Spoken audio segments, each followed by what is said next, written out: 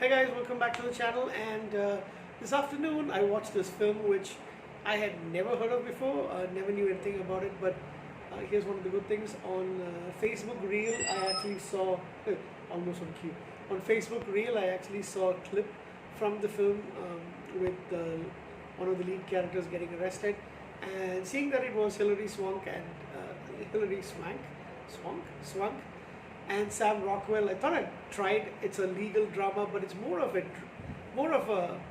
drama than anything legal, although there's a lot of legality in it. So Conviction is the name of the movie. It's from 2010. It's a biographical legal drama, and it's based on a real life event, of course. Came out in October 2010. So basically, Betty Ann Waters and her brother Kenneth, they were very close growing up. However, when they were young, they were always getting, especially Kenny was getting in trouble.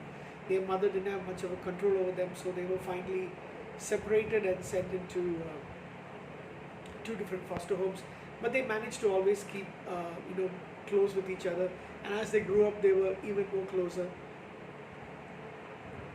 This movie really shows the love between siblings, between brother and sister.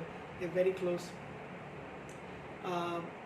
As they grew up in 1980, around 1980, Kenny is like, he's had a wife who he divorced from and a daughter, and he's got a girlfriend. Unfortunately, he is questioned for by a lady cop called Sergeant Nancy Taylor for the death of an elderly woman, but he is released.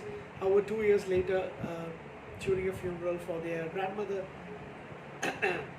Kenny is arrested and he is convicted by the jury of first-degree murder, sentenced to life in prison without parole.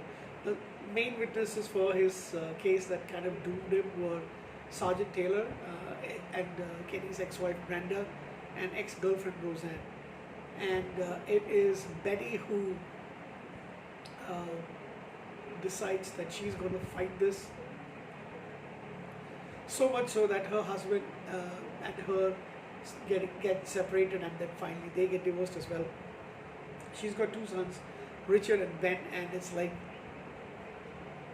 between after a couple of years, she decides that she's going to go to law school and defend her brother. She wants to go and ride the bar and become his lawyer, because they're not able to get anyone to help them. Nobody believes that he's innocent because of the trouble that he's been in, and unfortunately, this is at the cost of her life with her husband's relationship. And also, initially for a while, her sons also decide that they want to be with their dad rather than staying with her, which they have been staying since the divorce. She manages to get through law school, while still also working in a bar. She makes friends with a woman called another lady who is working for the bar to become a lawyer. That is Abra Rice, played by Minnie Driver, and Minnie Driver is an actress who I absolutely adored. I thought she was pretty lovely, and she still is. It's been a while since I've seen her in any movie, but yeah, she's been in a few movies that I really like. So yeah, nice to see her in this film as well, even though it's from 2010. But yeah, so Abra is a real friend to her. She helps her in her investigations. She encourages her even after, at one particular point in time, with the sons wanting to go and live with their father. She thinks she's sacrificed way too much for her brother. She's not able to get him out, and she's also kind of lost her family, sort of. At that point, she thinks it. But Abra doesn't let her give up. She makes her go get showered, dressed, and go back to class and make her earn her degree. They contact Barry Schenk from the Innocent Project, a group that actually of lawyers who actually help victims who were, who later later were found out to be innocent because of problems with their case. They were convicted and put in prison. So they they managed to get, like, through a huge lot of dealings, they managed to get the evidence, the DNA evidence, because at that time in 1980 it was not heard of.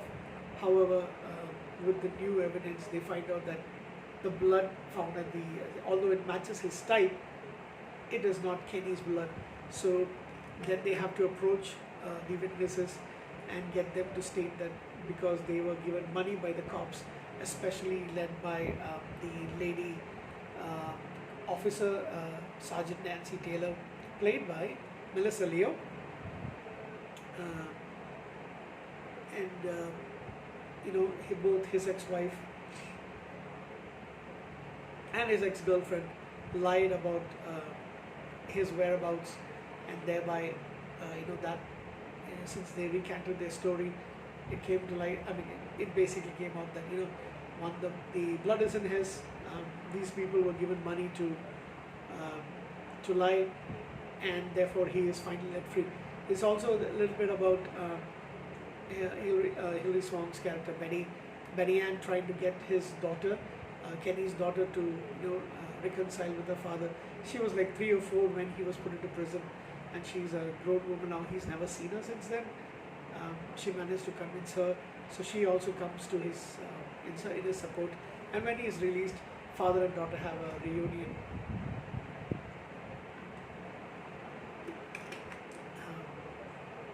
And then, they end the movie with Benny Ann still spends a lot of time, helping people who have been wrongly convicted, getting their cases heard along with the Innocence Project. They don't really tell what happens to Kenny after this, but I hope he has had a good life since then, reconnecting with his daughter, getting to know his adult daughter now, and hopefully things have been good for him. I almost tempted to go and check in Google as to what happened to them, but I haven't yet. I might. Good acting from Hilary Swank. Of course, she's a tremendous actress, and I kind of checked out this movie because of her, Minnie Driver, and Sam Rockwell. That's a pretty good movie. Peter Gallagher also stars in this movie as Barry Schenk. You also have Juliette Lewis as Roseanne Perry. She's got a small role as the ex-girlfriend, and Claire Duvall, who looks very different.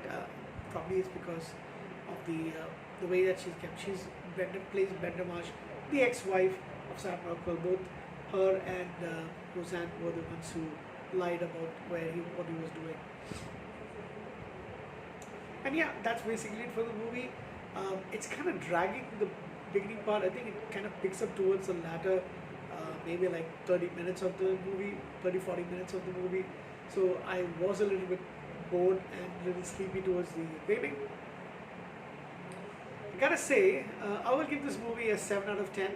A very reluctant 7 out of 10. I actually want to drop points a little bit more. And it didn't really do well in the box office. It was, let's see, released in 2010, like I mentioned. The budget was 12.5 million, and it only made 11.1 million at the box office. Understandable, but I think it's good enough for a rewatch. I'm a little sleepy, and I would say, I'm going to give it a 7 out of 10, mainly for the good acting. That's it from me. Have a good night. I'm off to bed.